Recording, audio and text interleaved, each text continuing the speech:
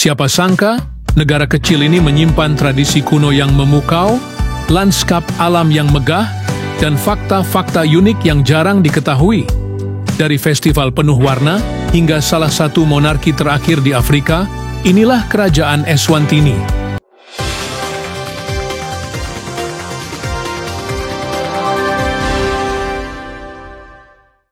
Bagi kebanyakan orang, negara Eswatini mungkin masih asing di telinga. Eswatini adalah negara yang terkurung daratan, dikelilingi oleh sisi timur Afrika Selatan dan Mozambik.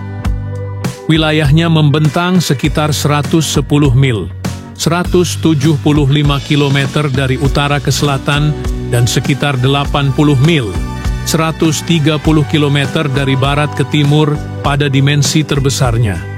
Sebelumnya, negara ini dikenal sebagai Kerajaan Swaziland, nama yang diperolehnya saat masih menjadi protektorat Kekaisaran Inggris. Nama Swaziland berasal dari nama salah satu raja terkemukanya, Mswati I, dan dihapuskan pada 19 April 2018 menyusul pengumuman oleh Raja Mswati III. Keputusan tersebut dibuat saat negara tersebut merayakan 50 tahun kemerdekaannya dan ulang tahun raja yang ke-50. Pusat administratif negara ini adalah Mbabane, merupakan ibu kota dan kota terbesar di Kerajaan Eswatini, dengan luas wilayah 17.364 km persegi. Jumlah populasi penduduk negara ini tahun 2021 diperkirakan 1.192.271 jiwa. Kerajaan Eswatini merupakan salah satu negara dengan luas wilayah dan jumlah populasi terkecil di kawasan Afrika. Sistem pemerintahan Eswatini. Sistem pemerintahan Eswatini. Sistem pemerintahan Eswatini, monarki absolut yang menempatkan raja sebagai kepala negara, sekaligus kepala pemerintahan. Kekuasaannya dilaksanakan melalui sistem pemerintahan ganda, di mana raja dibantu oleh Perdana Menteri dan Kabinet Dewan Nasional Swazi berperan sebagai penasihat raja dalam hal adat istiadat. Kekuasaan legislatif dijalankan oleh parlemen bicameral yang terdiri dari Majelis Rakyat dan Senat. Anggota kedua majelis ini, sebagian dipilih secara demokratis dan sebagian ditunjuk oleh raja. Meskipun sistem politik Eswatini tidak mengenal partai politik, namun pengaruhnya tetap terasa dalam dinamika politik negara. Raja Eswatini saat ini, Mswati III, yang memerintah sejak dari tahun 1986. Pada tahun 1986, ia menggantikan ayahnya Sobhuza II sebagai pemimpin kerajaan Afrika bagian selatan. Ia dimahkotai sebagai Mswati III, Ingwenyama, dan Raja Swaziland pada tanggal 25 April 1986 dalam usia 18 tahun, sehingga menjadi raja termuda yang berkuasa di dunia pada saat itu. Dengan Perdana Menteri Eswatini saat ini, Russell M. Miso Dlamini. Agama di Eswatini. Mayoritas penduduk Eswatini memeluk agama Kristen, baik Katolik Roma maupun Protestan, yang misinya bertanggung jawab atas sebagian besar layanan pendidikan dan kesehatan, terutama di daerah pedesaan. Namun, banyak penganutnya juga mempertahankan kepercayaan dan praktik tradisional. Komposisi etnis Eswatini. Etnis suku Swazi, yang merupakan gabungan dari 70 suku, mencakup lebih dari 80% populasi negara tersebut, sementara imigran dari Afrika Selatan dan Mozambik mengisi sisanya. Para kepala suku dari suku-suku tersebut membentuk hierarki tradisional yang berada di bawah hegemoni suku Dlamini. Sumber pendapatan Eswatini. Sumber pendapatan utama negara Eswatini berasal dari pertanian, kehutanan, pertambangan, manufaktur, dan jasa pertanian, kehutanan, dan pertambangan, menyumbang sekitar 13% dari PDB Eswatini. Tanaman, pokoknya jagung, sorghum, labu, kacang-kacangan, kacang polong, dan sayuran lainnya. Hutan pinus dan eukaliptus, buatan yang luas di Highveld, juga memiliki nilai komersial yang besar. Manufaktur, menyumbang 37% dari PDB Eswatini. Manufaktur yang dimaksud adalah tekstil dan pengolahan terkait gula jasa. Menyumbang 50% dari PDB Eswatini. Jasa pemerintah merupakan yang terdepan.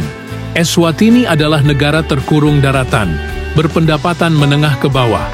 Ekonomi Eswatini sangat terkait erat dengan ekonomi Afrika Selatan, di mana Eswatini menerima lebih dari 90% impornya dan mengirim sekitar 70% ekspornya. Budaya poligami. Monarki Eswatini memiliki karakteristik unik, yaitu jumlah anggota keluarga kerajaan yang sangat besar. Hal ini merupakan konsekuensi dari praktik poligami yang lazim di kalangan raja-raja Eswatini. Raja Maswati III saat ini memiliki 15 permaisuri, sementara pendahulunya, Raja Sobhuza II, memiliki 70 permaisuri.